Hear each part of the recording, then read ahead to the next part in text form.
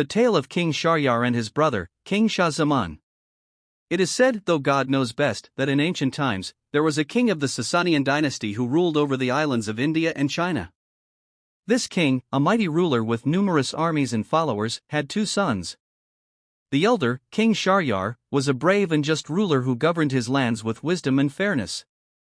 His younger brother, King Shah Zaman, ruled over Samarkand in Persia.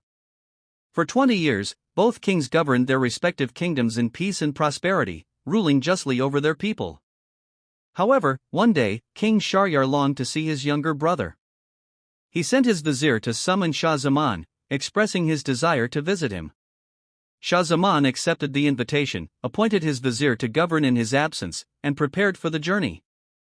But on the night of his departure, Shah Zaman remembered something he had forgotten in his palace. He returned quietly to retrieve it and, to his horror, found his wife in bed with a black slave. Overcome with rage, he drew his sword and killed them both where they lay. Distraught, Shah Zaman left immediately for his brother's city. King Shahryar welcomed him with great joy and hospitality. However, Shah Zaman could not shake the sorrow and anger from what he had witnessed. His face grew pale, and he lost his appetite. Seeing his brother in such a state, King Shahryar assumed it was due to homesickness but did not press the matter. After some days, Shahryar invited his brother to join him on a hunting trip, hoping it might lift his spirits. But Shah Zaman declined, preferring to stay behind in the palace. While his brother was away, Shah Zaman looked out from a window that overlooked Shahryar's garden. To his shock, he saw the palace doors open and witnessed a group of 20 slave girls and 20 slaves enter the garden. Among them was Shahryar's queen, who was astonishingly beautiful. She called out to a slave named Masood, who embraced her, and they lay together, as did the other slaves and maids. The group continued their debauchery until the sun began to set. Seeing this, Shah Zaman thought, my misfortune is lighter than this. What happened to me is nothing compared to this. His spirits were lifted, and he began to eat and drink with newfound enthusiasm. When Shahryar returned from the hunt, he was surprised to see his brother looking healthy and restored. He asked Shah Zaman about the sudden change, but Shah Zaman avoided the question, only revealing part of his story, the betrayal of his own wife. Shahryar pressed him to reveal more, and Shah Zaman finally told him what he had witnessed in the garden.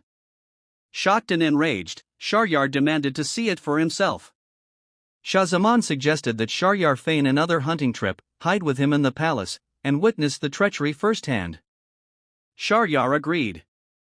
He announced his departure for another hunt but secretly returned to the palace and hid with Shah Zaman. From their vantage point, they watched as the queen and her slaves engaged in the same immoral acts that Shah Zaman had described. Overcome with fury, King Shahryar turned to his brother and said, "Let us leave this place. We no longer desire to rule.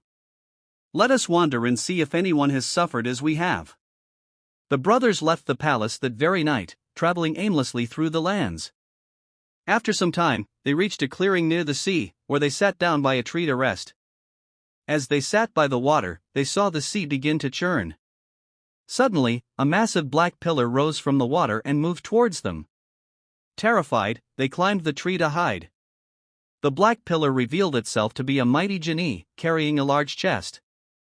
The genie sat down beneath the tree and opened the chest, from which he took out a beautiful young woman, radiant like the morning sun. The genie laid his head on the woman's lap and fell asleep. As soon as he did, the woman looked up and noticed the two kings hiding in the tree. She signaled to them to come down, but they refused, fearing the genie's wrath.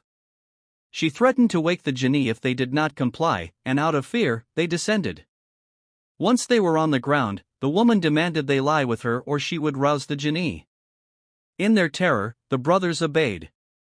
Afterward, she showed them a pouch containing 570 rings, telling them, "These rings belong to the 570 men who have all slept with me, despite this genie's protection. Now, give me your rings." The kings, astonished by her boldness, handed her their rings. The woman laughed and said, "No matter how powerful the genie, he cannot prevent what I desire. This is the nature of women." Hearing this, the two brothers were stunned. They said to each other, "If even a mighty genie cannot prevent such betrayal, then our misfortunes are small in comparison." They returned to Shahyar's kingdom, where Shahryar immediately executed his queen, along with all her slave girls and slaves. He vowed that henceforth, he would marry a new woman each night, take her virginity, and kill her the following morning, thus ensuring he would never again be betrayed. This continued for 3 years, until no unmarried women were left in the kingdom. In desperation, the people began to hide their daughters. One day, the king ordered his vizier to bring him a new bride, but the vizier could find no one. Returning home in despair, he was greeted by his elder daughter, Shahrazad, a woman of great beauty, wisdom, and learning. She had read many books of history, poetry, and tales of past kings and nations. Seeing her father troubled, she asked him what was wrong. The vizier told her of the king's cruel decree and the plight of the kingdom's daughters.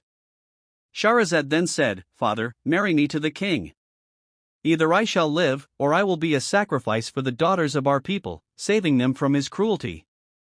The vizier was horrified and refused, fearing for her life. But Shahrazad was determined and insisted, saying, "I have a plan that may save us all." He said to her, "For God's sake, do not risk your life." She replied, "I must do this." He said, "I fear that what happened to the ox and the donkey with the farmer might happen to you." She asked, "And what happened to them, father?" In the next story, we will continue the tale of the donkey and the farmer. Don't forget to subscribe to the channel and activate the notification bell to receive all the latest updates.